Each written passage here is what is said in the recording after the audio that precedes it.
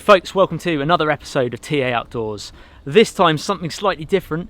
I'm going to be doing an overnighter with Nick Goldsmith of Hidden Valley Bushcraft. I'm here in the Chew Valley and Nick's going to give us a tour of his woodland and what he's done with the woodland management side of things, as well as what he does with the bushcraft side of things. He's also an author of a book, which we will talk about towards the end of the video. It's going to be a really casual, fun, chatty overnight in the woods. I hope you guys enjoy it. And without further ado, let's go camping. This willow is all growing from a branch that we hedge laid over some years ago on the path. I wanted to keep it and I've bent it round. And now what will happen is I will lay all of this stuff heading up towards the hill, and this will create the bottom edge of what is an incredible orchard with plums, apples. So this is the site that we know as Camp 1 at Hidden Valley Bushcraft. So we're going to go and take a little look at the main camp now and see how the cabin is, etc. Because it's been a while since I've checked in on it. Mind your head.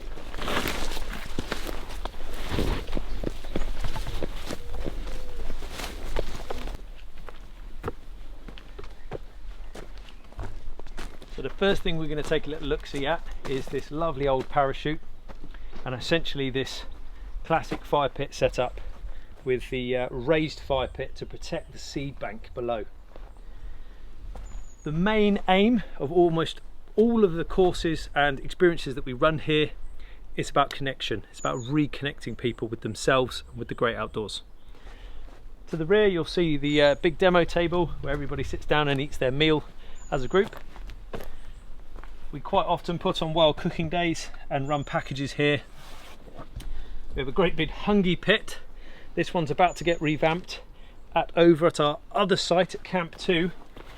Okay, so this one is inactive at the moment, but is about to get a revamp. Inside you will see all of the old space heater bricks, okay, which all need refirming, and the mouth just needs making a little bit smaller. But I have replaced these lovely chunks of igneous granite, which we use for holding all the heat and cooking in a Maori style hungee pit oven. A little path that takes you off into the second half of the woodland. Just the small innocuous matter of this rather fantabulous off-grid cabin.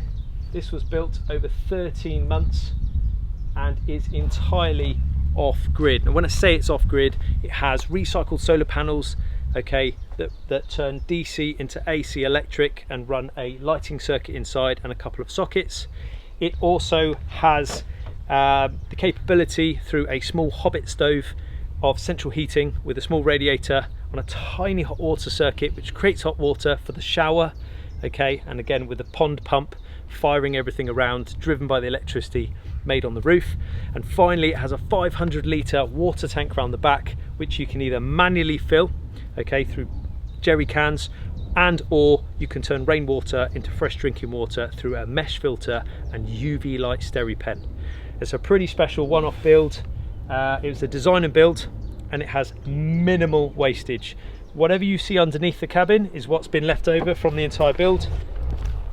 Show my age now. For those who remember MTV Cribs, come check out my crib.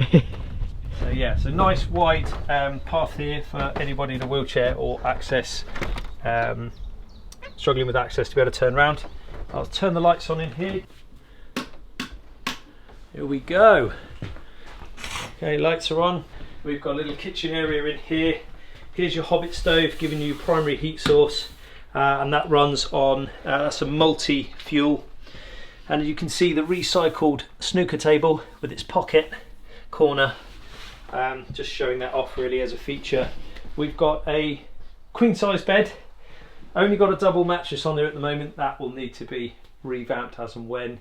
There's a poem that I wrote many moons ago which was published, The Warrior's Order of March, is up on the wall there, as this cabin is predominantly used by the families of those involved with the Woodland Warrior program, because it's the families that really feel it and take the hit behind closed doors. So if I can do something to improve family inclusivity, okay, and I can then impart them with something more after they've had their experience down here with me of reconnecting, they quite often in the feedback we see, I wish I could come down here and do this with my family. That was the idea behind building this thing. Bathroom, just mind a casual jerry can of water in there. Let's get that out. there's a full view pan in there. I'm probably too big to take up the... Look at this. This is luxury, this. You will see a shower. Ta-da! Okay, and again that hot water is all made by the stove then. The stove was a real thing to try and work out. So there's no pump, it thermosiphons. So the water comes in cold, gets heated up through the jacket, goes back out hot, and they both climb at an angle from one another, back up into a big cylinder, a 4-tick tank at the back of the build, and there's a small header tank of water at the top there, and then we have an overflow out the back. So the primary heat sink is the radiator if it all overheats, and then it runs off and gets fired off out the back if it goes completely crazy. Up the top of the Dutch barge style stairs, which is an old painter's ladder, you will see a double socket and another mattress at the top here, which either acts as storage, or if you have small people they may want to spend the evening up here. And then finally the table is adjustable, so you unlock this, okay, you unlock that, and that folds up underneath. This drops down onto this lip, and there's another piece of memory foam in here somewhere that makes this another 3/4 bed. And then of course my little sign for when I'm not down here, smile, you're on camera, I'm on my way. I just replaced it with paracord. But there's just something so nice about, I mean there's nothing wrong with using a you know, what you get at a hardware store, but something about the bucksaw is just so nice and traditional in its kind of manner and the way that it goes together. I love it, and it's a real force multiplier compared to something like a little Laplander or a little folding saw.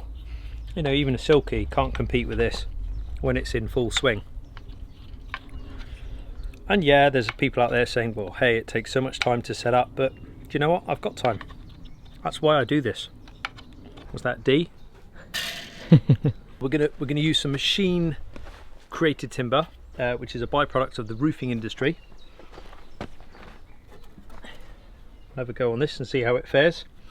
Teaching people for the first time making feather sticks, it's hard enough the fact that they've got to hold the knife and kind of create this relationship between the bevel and the surface of the timber to create those fine curls, and then they've got the issue of stopping at the right point and not driving all the curls off the end. So to put them in good stead and to build their confidence and competence, I start them off with machine timber like this, and then we progress into wood that we find further afield here in the woodland.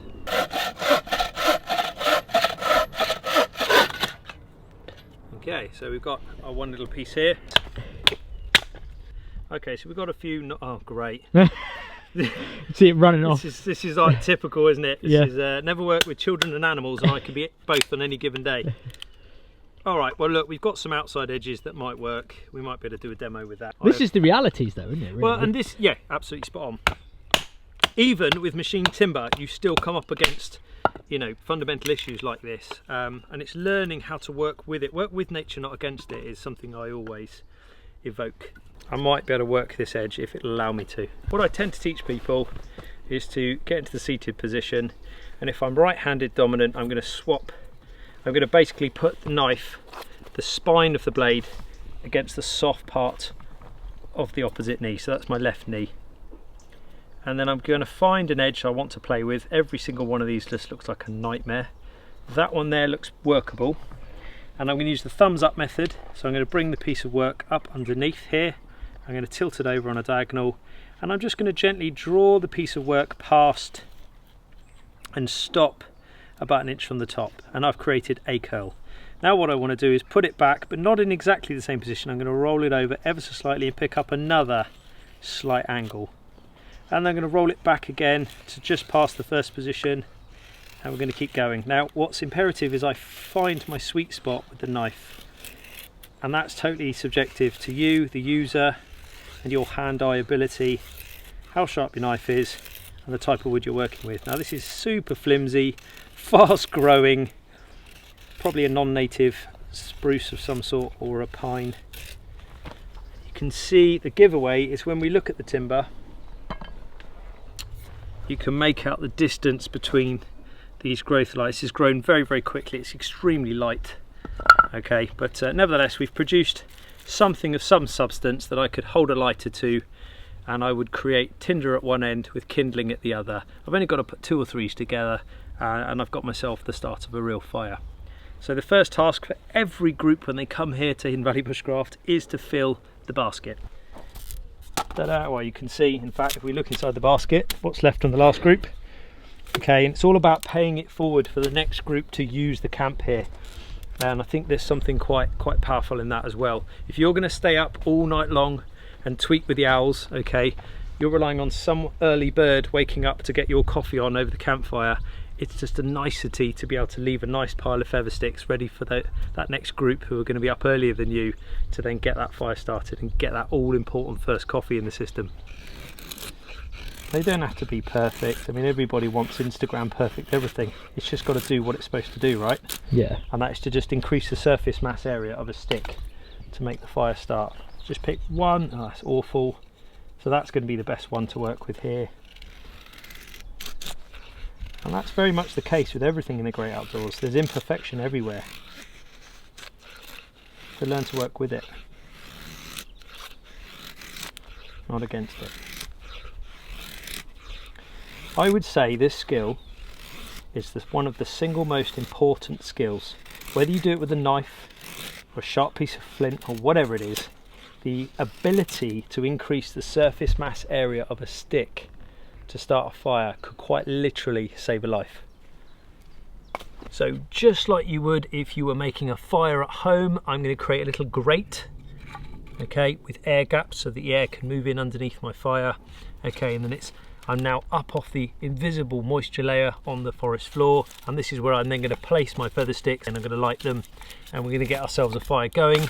And then as quickly as possible, I'm going to make up some more batten now, and then I'm going to lay them on in a crisscross fashion like a game of Jenga, so that I get that optimal fuel air a ratio with the spaces that it needs to then be able to breathe and get that good thermal column going and create a quick bed of ash to then turn it ultimately into a star fire. Right, here we go. So just lighting the feather sticks. I'll just lay them down like that. Wind consideration is always key. Generally what tends to happen is we get a bit of a southwesterly coming through the camp here. So far this is quite typical. About the first typical thing that's taken place. And then now that I've got that quick initial flame happening, I'm going to start to make my game of Jenga, okay, where I lay these in a crisscross fashion. Oh, don't worry if it's not perfect.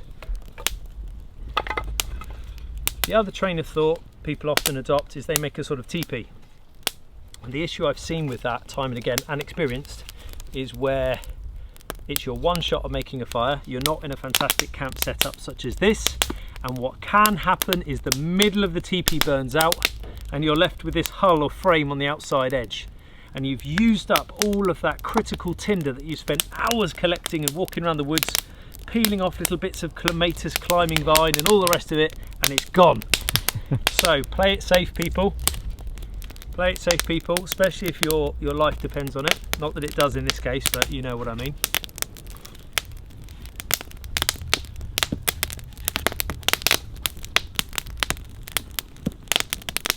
Interesting thing about willow is each branch is potentially a bit like a battery.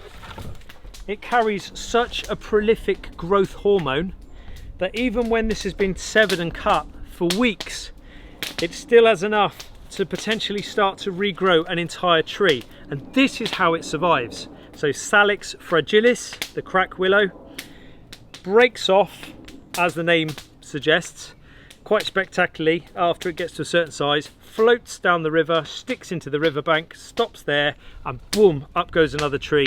And this is how it ensures its survival. That's prolific, that growth, for given that it's been severed at both ends. It's like, it's unbelievable. They're like batteries. Yeah. So a great conservation trick is to fell one willow, cut it into sections, and then bury those sections interspaced along the rest of the riverbank if you don't have any tree cover there. They will then put down root systems that bind the riverbank back together. They'll also hold water, helping with the whole surface water issue. Okay, and you'll end up with wonderful tree cover, creating habitat all the way along the riverbank at very little cost. The cost of felling one tree and putting the time in with some volunteers to cut and sink these in at intervals all across the riverbank. This is, as far as kettles go, this is where it's at, people. Yeah. This is our star of the show. Now, like anybody who has a fire pit, there are all sorts of highly complicated settings, which I won't explain at this point, but we'll see in the duration about different height settings and things like that.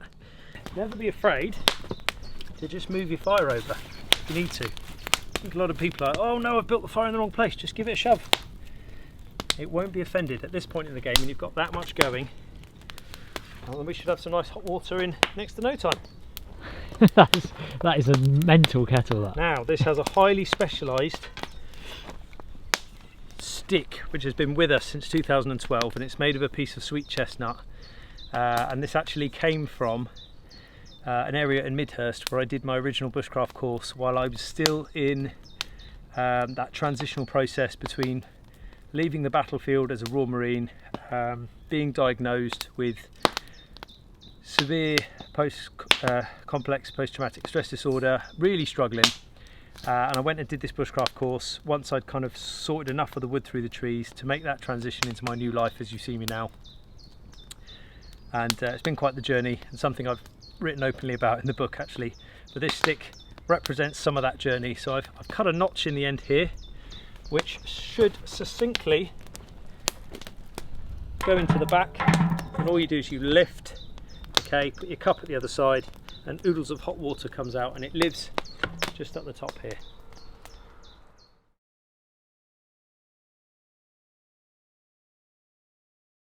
Those of you who may have seen me before in another guise on another channel will know that I have always been a die-hard fan of the mighty Carrymore SF Sabre pack. But in the last couple of years I was very kindly sent completely for free a Tasmanian Tiger pack next to the emergency whistle and the buckle, and it's this teeny tiny little detachable pouch so it can slip onto other packs, and is velcro as well so I can stick it inside things, and it just allows me to pull out my map, which is a splash map. For those of you who have not seen a splash map, I strongly believe that these are the way forward. Fully waterproof. I'm going to be making a bespoke video pretty soon on this particular map, showcasing its strengths against modern paper maps. Okay, and then inside there as well, it's enough space to just have a nice simple little silver Ranger compass. Now, we are very, very fortunate here in the UK right now that we are agonic. What does agonic mean? Agonic means that we are no longer having to add or subtract the grid magnetic variable angle that takes place between true north, okay, and the north that is moving throughout the year. So you have your magnetic bearing, your mag, which is the one that you are going to be taking by looking at something in the distance and lining that up with your compass. Okay, that's generally what you tend to walk on. And your grid bearing, which is what we see here on the grid when we place the compass on there and we work that out. And generally the two will be, there'll be a variation between them, and then a small sum needs to take place to make that work. Now, what's happened in the last couple of years is, just because it's our time here in the Great Britain, we are smack on that line now, so it's basically going to be a case of almost point and shoot. If you keep your legs short, maybe 200 to 500 meters max, okay, in poor visibility, keep them shorter, and it's going to be point and shoot the same. You don't have to do that anymore. Coupled with the fact that compasses have come such a long way now, you can even buy super fancy pants ones that down here in the lanyard you can pull apart a small device and put in the magnetic variation into the compass. You can offset that already, good to go for different parts of the world. I took one such compass with me when I went to the mountains in Lesotho in Africa, okay, and that proved to be a very wise move, as I ended up needing that on that particular trip. But yeah, so to showcase this again, here's the splash map. This is a 1 in 25,000. You can see the two prominent lakes here in the Chew Valley. That's the wrong way up. And on one map I can travel pretty much from the bottom of Bristol City in the edge of Bath, all the way across the Chew Valley, right the way down to Cheddar Gorge, which I think is pretty impressive. You could scrunch that up in a rainstorm in your pocket. So, something I'm going to show you guys. If I tie a knot in each one of these corners, okay, and I do that 4 times over, I can literally carry, I think, something like 2, nearly 3 litres of water. I can collect water with my map. I can use it as a triangular bandage. I can use it technically as a form of means to create pressure on a wound. I can use it obviously as a big white marker, as a panel to lay out or have on the back of my kit if you're not using bright orange. There's a number of things I can do with this. They're doing some big things, and I think this is the future of mapping, quite frankly. I very rarely have to get the compass out, but it's good to have it as a backup all the same. Nothing wrong with GPS, nothing wrong with technology. I'm all for it, guys. But what happens when your batteries fail? Just think about that. On the front there, like that. That sits on there. Because that folds over, it's unlikely to ever fall off. That's not to say it never could, but it's unlikely to. Down the bottom here, I tend to keep usually some hygiene wipes or some spare food. And on this side, this is the bit that always gets a bit of a laugh. Believe me, this becomes more of a thing as you become an older bloke. Okay, is the illustrious wee wee bottle. So I got this one from Nalgene. It's the Nalgene squeezable canteen. It's got a big wide mouth to it. Staying inside your sleeping bag in the depths of winter is important to keep the calories in you after a hard day on the trail, and you can just literally lean over, wee into that, and provides a certain level of warmth. Hot water bottle. Some of you may be wondering what this weird pouch here is doing, if it's doing anything at all. For me, this is I think some people call this a possibles pouch. Generally it's left empty. Sometimes I choose to start, if I'm doing multiple days, maybe 3-4 days, walking 30k a day, sleeping wherever I'm going. What I tend to do is use this as a pouch as the whole thing evolves. You quite often start off with a nice tarpaulin, nice and neatly packed, with your pegs all beautifully packed inside, and I can guarantee you after about 2 days and 2 nights on the trail, you wake up in the morning, you stuff and crush your tarp straight into this pouch at the front, and it's an absolute free-for-all. So in here, just at the moment, there is the first aid bag, which gets moved around from pack to pack to pack. So I've just thrown it in here loose for the sake of tonight's little overnighter. Pretty chilled out with Mike. The waterproof cover that covers the whole thing, bright orange. Obviously, if you get yourself into a pickle, again, that's a good thing to use as a marker. The top flap can be accessed from 3 sides, which is quite useful if you just want to have your hand in there or whatever. Oh, jelly babies, got to be in it. Jelly babies. Head torch. Knowing where to go to get your head torch out. Probably one of the simplest, best pieces of basic setup equipment knowledge known to mankind. It gets dark, it creeps up on you wherever you are in the world, and you go, oh dang, I need my head torch. And you're fishing around inside pouches, just have it good to go in the top flap. Straight away, boom, head torch. Okay, so that's that, and it's weighed off. Little phone charger here with just enough charge for 1 day. Okay, and then a multi-charger, a little lightning charger thing here with multiple heads. It might just be that it's not you that needs to charge something in your team or whoever you're with. Let me have a little look in here a bit further.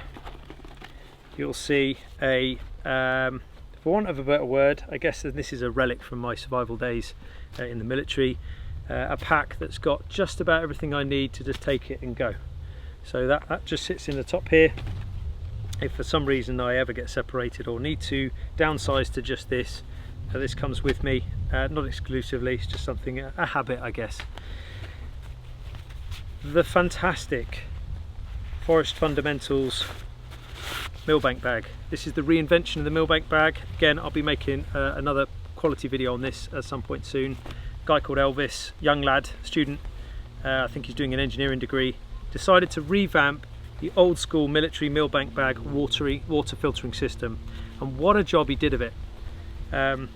Yeah, I'm sold on this, and I'm really glad I've got one in my kit.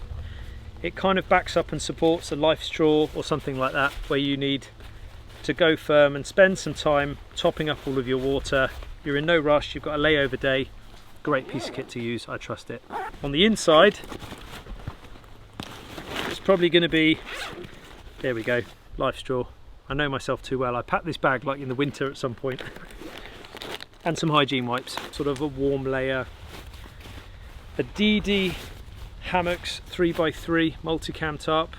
Because I'm a bit of a wider lad, I treated myself to the Berghaus Peak XL. Okay, so it's got the width in it, because where these companies tend to boast that their kit is really light is because they're basically making it skinnier. Like I said, food and a sort of a titanium cook set is down the side here.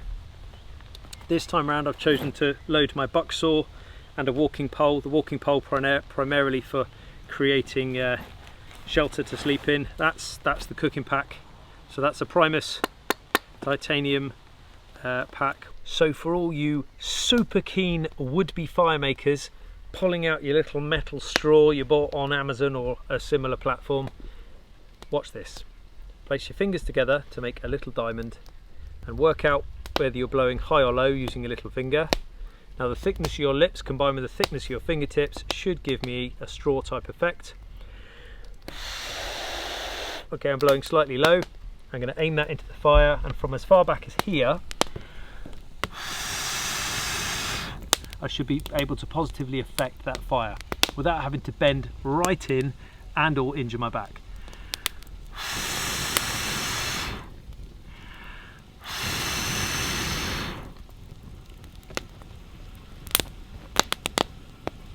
So step in nice and close, that's it. Right. Hook it on and lift and pour. That is a brilliant little mechanism there. It's Master. The simple things, isn't it? Look at that. Masterful. Cheers. Got to put it back. That's it. Oh, he's all over it. Love it. He's all over it. It's the simple things in life, as you say. It really is, isn't it? It's smooth from such heavy use, that the handle, isn't it? It's just been polished by many hands doing that. Patinaed. Yeah, patinaed. It's got a lovely patina to it. No, it's great.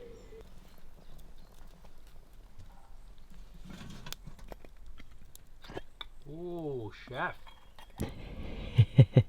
That is literally chopped tomatoes, bit of pasta, and some kebab, chorizo or something kebab, all in one. I'm a big fan of one pot meals. Oh, you and me both, brother. Yeah, that's my dish cooking there under the giant kettle. And Nick's dish is... Well, I've already absolutely smashed mine. It's gone. So I predictably did the Nick Goldsmith special, which is usually couscous, chorizo and cheese, or rice, couscous, chorizo and cheese. So yeah, that's kind of my go-to on the trail. It works though. I do eat other things, and I have lots of other recipes up my sleeve, but just makes me happy. Yeah. Cook what makes you happy, that's the thing, isn't it? Every time. I like this setup as well with the swinging grate there, grill. It does the job. It's cooked the kebabs and now it's cooking the tomato pasta. And right, we've just filled the bellies with food.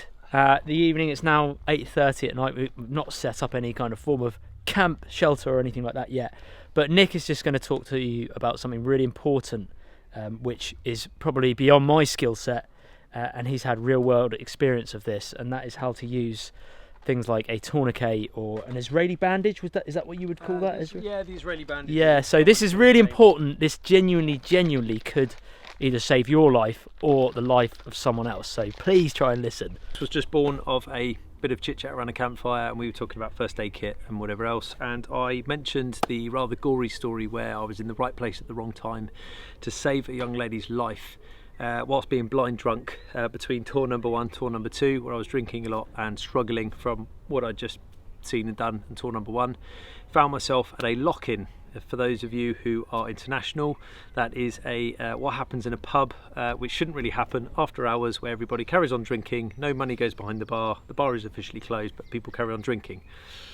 A practice which is outlawed now in the UK. Right, anyway, so I was at one of these lock-ins and I passed out on a sofa and I heard the screaming. A young lady had gone to use the disabled toilet, which is by far the better toilet in the establishment on the ground floor, and had accidentally knocked into a mirror next to the toilet, which had shattered and a shard had gone in just below her calf, sort of between the soleus and calf muscle, and severed her femoral artery. It is my belief that the manager then panicked and then pulled the shard out. In any case, I got in there and she'd already been going for a minute, spraying up the wall with enough pressure to hit the ceiling. So I had to leap into action. As a former Royal Marine Commando at the time, who'd just come off of a tour where I was quite literally having to wear tourniquets on in every pocket, on every limb, I was in the right place at the right time with the right subsequent training to be able to stem that bleed effectively for 19 full minutes before the ambulance arrived to take over, and then she had to undergo surgeries. I can confirm that 10 years on from that incident, which was rather scarring, she is a single leg amputee as a result of that process, and she was in a chemically induced coma for 2 weeks, having lost half the blood in her body and got into hypovolemic shock. So it was really touch and go. Now, I didn't have an Israeli bandage and I didn't have a tourniquet and I wasn't even wearing a belt, but to this day I will not leave the house without having a belt on as a result of that experience, because accidents happen, team. They happen anywhere and everywhere. They happen in the first and last mile of every car journey, and they can happen to you at home. So when we talk about an IFAC, individual first aid kit, look, I wasn't a Special Forces medic, I wasn't a specific medic, although I've done my team medic training. Okay, I do have my first aid course and the bits and pieces that subsequently allow me to operate in the outdoors with groups. So I can go this far and I can share you this much. When you buy these lovely Israeli bandages, as they're known, they're great, and they are basically a hemorrhage control bandage. It says on the outside here, 6 inches long, and they come sealed. So it's no good to you if you've just suddenly had a catastrophic injury and you need to start stemming blood flow off of something in the outdoors, if you have to open the packet to then fight your way through this next piece of packaging to then be able to use this, right? So what we tend to do is take one of these, and I can't see the white. What I really want to be able to see when I open this up straight away is I want to pull it out effectively and put the white pad straight against wherever I'm bleeding. So unravel this whole thing, okay, and have it outermost as such. So now when I put it back inside its case, yes, to a degree I'm compromising the level of hygiene of this thing to a degree, but the packaging is open. I'm going to place this back inside here, and or on patrol we'd actually just place it straight back inside the packet itself. If I can get it to go back in there, I'll just take this top off. Okay, so at least it's got some level of protection now, and it's going to go back inside my first aid kit. But when I come to use it and I actually need this thing straight away, there we are. I can then pull this thing straight out, rip this simple piece of packaging off, and or pull that out, and it's going to go straight against wherever it is I need it to go, and I can start to apply pressure, and I can start to wind this thing round and put it to work straight away. So hopefully that kind of gives you a bit of an idea. As I said, it's great to buy these, but if they're not readily deployable, it's about as much use as a chocolate fire guard. So that's that. The next thing I'm going to discuss and talk about is a widely argued subject on the internet and in all the forums, and is the tourniquet, or the use of.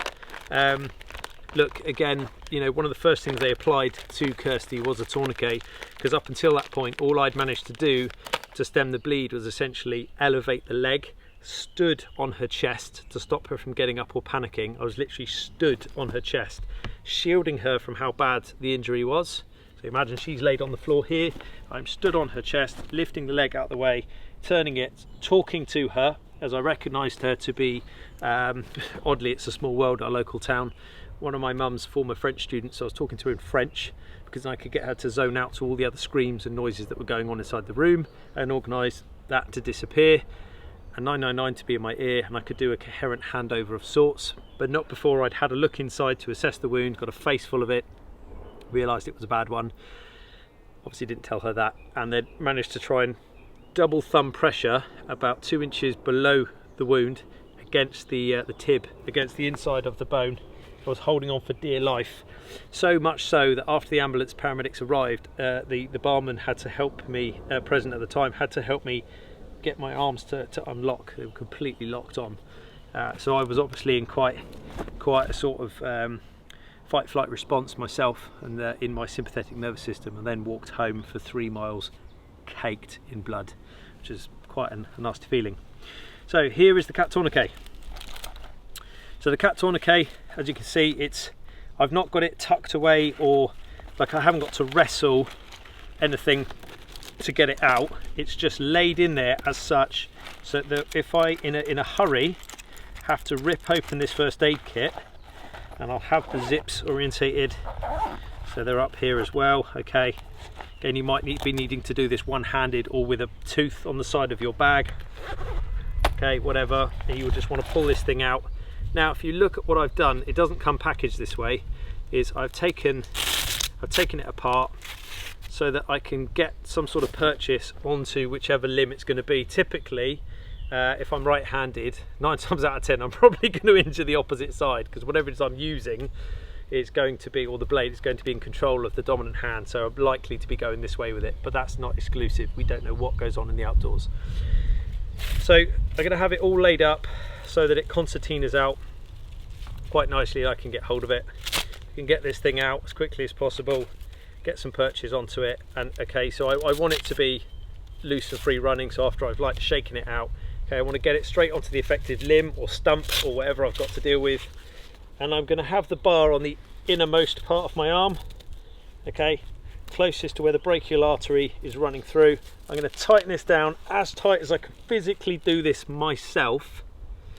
That is to say, I don't have the dexterity that I would need right now to start fettling this back through and tie it down as it should be. Remember, I'm doing this myself. And then I'll start winding this bar, which is in a couple of winds already horrendously painful, and lock it off inside its little plastic housing.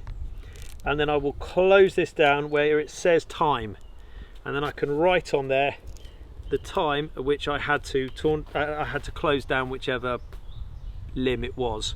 Okay, and then that gives the boys and girls who are going to arrive as my relief to make life easier for me a bit of something to work from. But if you look closely here, you can see it's got a buckle. What should really happen, the gold standard, is that this should go back on itself here. Okay, for this to get truly locked down, that should go back on itself and get tightened off there.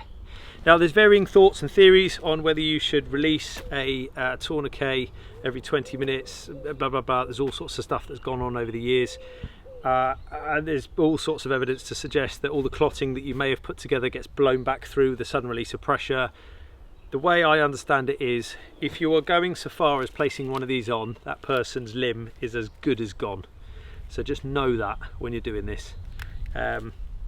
The rest of it is up for surgeons and doctors and people far more qualified than I to make those decisions.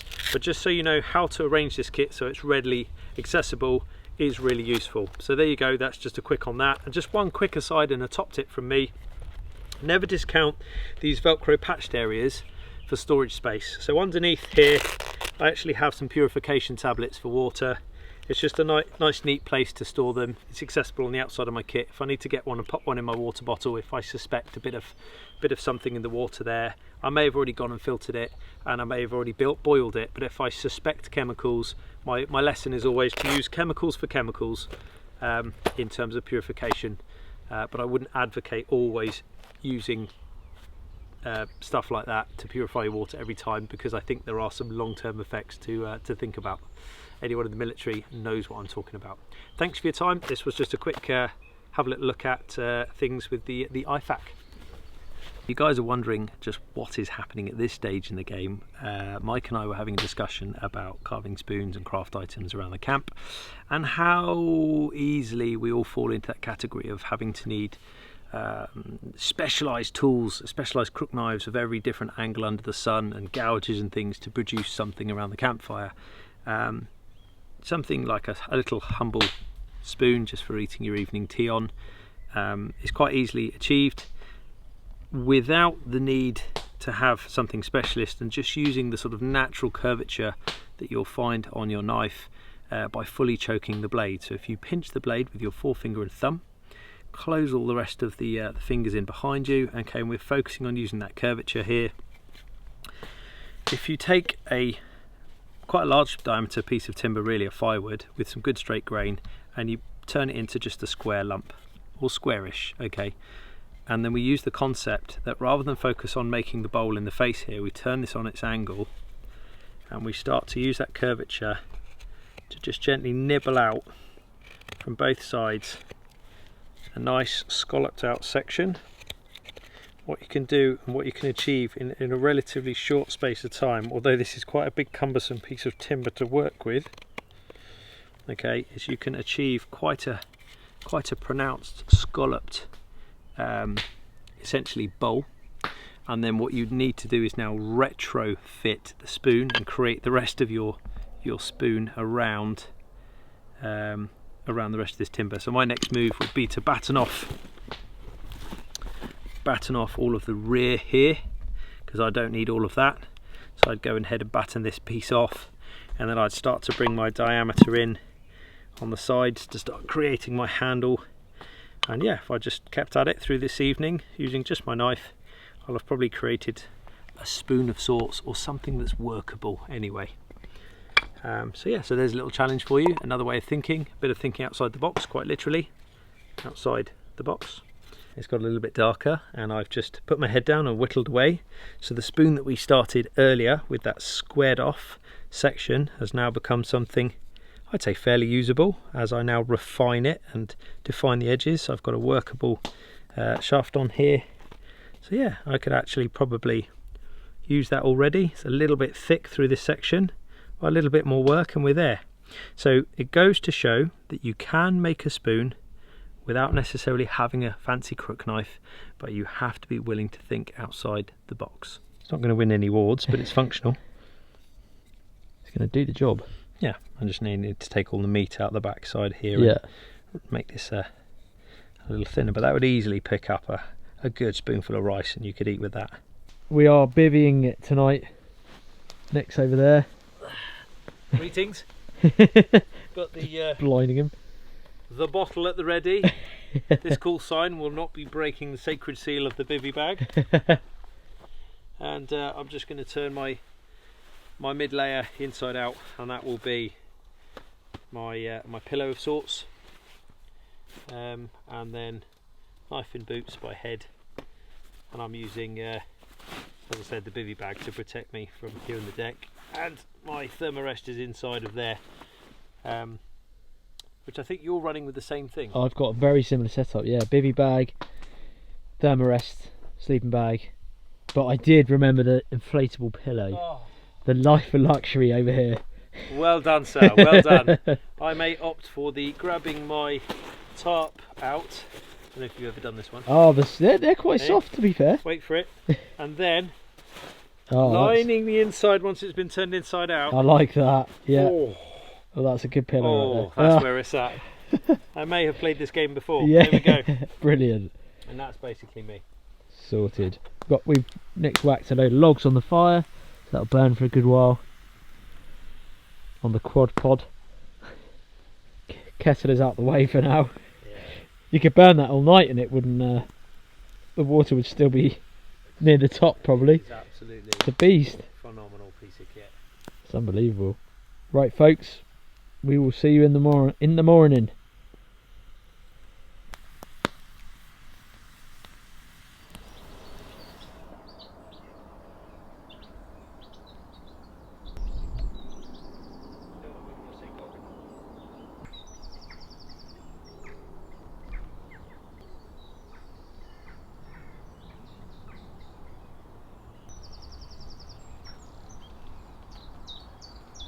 And then actually they give it a go, and then they realise after like video 2, they're like, oh my this takes a lot of effort to do. Yeah, and creativity. Yeah.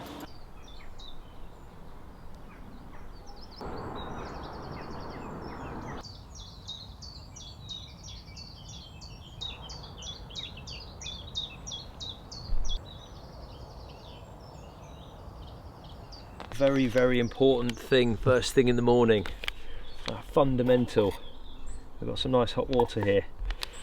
So some people like to take an AeroPress into the field and they take their coffee. Others like to literally sit there grinding their beans. Me being me and slightly impatient for my morning coffee, I use these tea bag style coffee bags. So this is a great company, Contact Coffee, red on. So these are the battle bags as they're known. And I've introduced Mike to their coffee. It's good. Up at the house. It's lovely stuff. So you get this whopping great tea bag style bag full of coffee. That's going to go in there, and we're going to give that a few moments to do its magic and sit there and think about what it's done. While that's happening, how did we get on with our spoon last night? So this was our experimental spoon, and what we were trying to prove concept of was, can you make a spoon without the necessity of having a crook knife and so on and so forth. It's come out a bit bulky, it's a bit Frankenstein's bride, but actually I think with a bit of burnishing and finishing this could actually come up quite nicely. That's sort of your classical style, something you'd actually want to eat with rather than anything decorative. So actually, yeah, that's quite interesting how that's come out in terms of the depth and the pitch of the bowl itself. It's workable. I just wanted to share with you something else. So let's run the theory that we don't have much more than our knife and our saw, and we do decide to invest in making a tool to improve life in the camp, and we go for making a spoon. How do we finish that spoon and close that grain?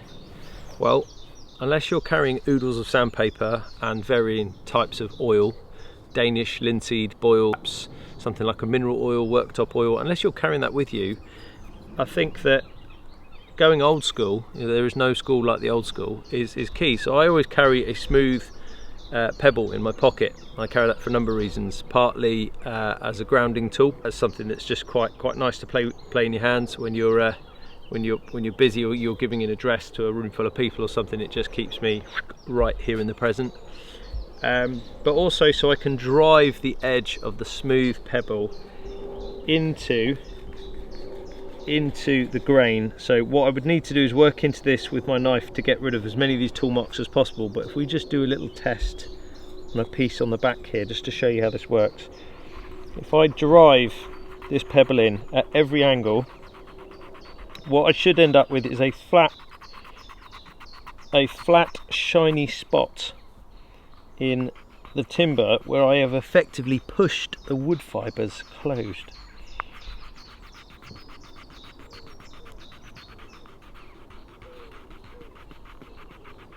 What I'm looking for is a finish similar to where the knife has been so sharp it's closed the grain behind itself, and it's probably actually indicative of time to resharpen my knife. You can hear the noise it's making. Hopefully you can really see how the surface has changed. So now it's a very smooth, shiny, svelte finish despite having these tool marks in here, which means essentially the wood fibres have been pushed closed. If we look at the other half of the spoon or side of the spoon, there's no shine, it's still a very matte finish. We'll come back to the area I've just worked, okay, where I've just worked this little section. Can you pick up that glistening? Yeah, we can see it, yeah. Okay, so you do that the whole tool over, the whole tool, and you'll end up with something that has a lovely sort of waterproof finish to it. And then just through sheer amount of use and time, and your body's natural oils and all the rest of it, you end up with a patina through use, which will come about. So not necessarily the most beautiful thing ever, but actually probably highly functional, something I could use and would get me through and do what I ask of it. So this is Camp 2. This is where we run another sort of abundance of courses for HVB or under the HVB banner. Here's the hungee pit. This is the working hungee pit. So this one sees a lot of use with groups.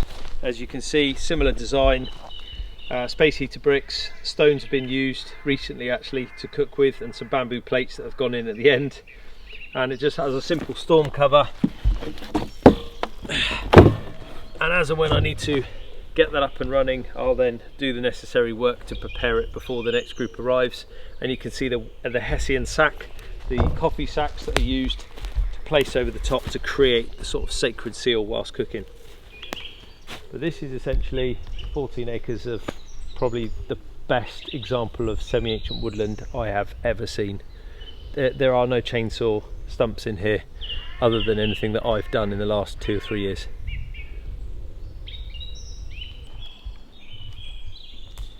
Lovely mature trees here. This is what I grew up with in Sussex, and this is what really, really grounds me. If I'm having a hard day, I'll come up here, I'll string up a hammock and I'll just get my head down. And you can see the hangers. Look at the size of that hung up. You know, you have to be looking up in this woodland and thinking about the tree crop if you want to camp in here safely. Yeah. That, like you say, the way that light's coming through is really, really nice. But just there's no human interference in this woodland other than myself and groups doing basic conservation tasks and hedge laying around the outside edges and all that sort of stuff. So, you know, we just saw the deer bounding off through the woodland there, and just listen to it. Pheasants and all sorts. Cacophony of Persian bird species. It's just awesome. Nick, thanks so much, mate. Really appreciate it. Thank you. Really enjoyed it. Hopefully you guys have learnt a few tips there from Nick. Just briefly, you've got the setup is you've got the small holding, then you've got 2 different campsites. That's right. So can you just explain to the followers in terms of the Woodland Warrior program, Hidden Valley Bushcraft, what is it you kind of do? Where can they find you? So a bit of an oversight as to what's happening right now and the sort of future, certainly in the next year or so. Hidden Valley Bushcraft is going to continue to operate as Hidden Valley Bushcraft. You can book onto a course. The only difference is you may or may not get me on the course. It might be one of my instructors. Okay, so they're still going to run all the different experiences and bushcraft courses. It just may or may not be me.